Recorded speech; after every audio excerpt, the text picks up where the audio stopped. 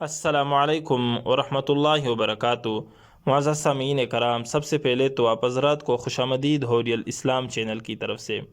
معزز سامعین، آج میں آپ حضرات کو بتا دوں گا کہ خواب میں لہسن دیکھنا یہ کس چیز پر دلالت کرتا ہے۔ تو دوستو، اگر آپ حضرات ہمارے چینل پر نئے ہیں تو لازمی چینل کو سبسکرائب کریں۔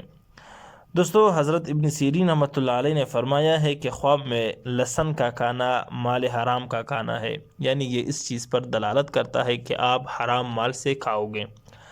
اسی طرح دوستو، خواب میں لہسن کھانا بری چیز ہے، جس کو لوگ پیچھے سے کہتے ہیں، اور اگر دیکھے کہ پکا ہوا لہسن کھایا ہے تو اس بات کی دلیل ہے کہ بری بات سے وہ شخص توبہ کرے گا۔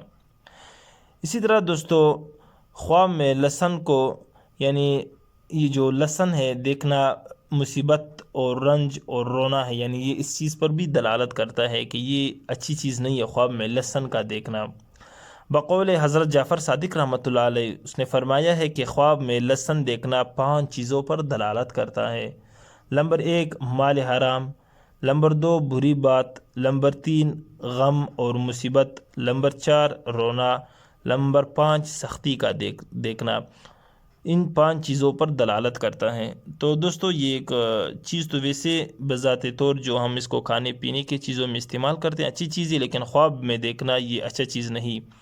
تو اس سے جو ہے ہم اور آپ پناہ مانگے، اور جو بھی کوئی شخص وہ بری خواب یعنی دیکھے، جو بھی کوئی شخص برا خواب دیکھے تو وہ ہر کسی سے بیان نہ کرے۔ تو اس پر دوستوں میں نے ایک مستقلاً ویڈیو بنائی ہے، تو آپ حضرات کوشش کریں کہ میری وہ ویڈیو بھی آپ حضرات مکمل اور تفصیل کے ساتھ آپ حضرات دیکھ لیں کہ خواب جو ہے وہ ہر کسی سے بیان کرنا یہ کیسا ہے، شرعاً جائز ہے یا نہیں، اور اس کے بارے میں آپ علیہ الصلاۃ والسلام کے کیا ارشادات مبارک ہے، آپ علیہ الصلاۃ والسلام نے کیا فرمایا ہے اس بارے میں۔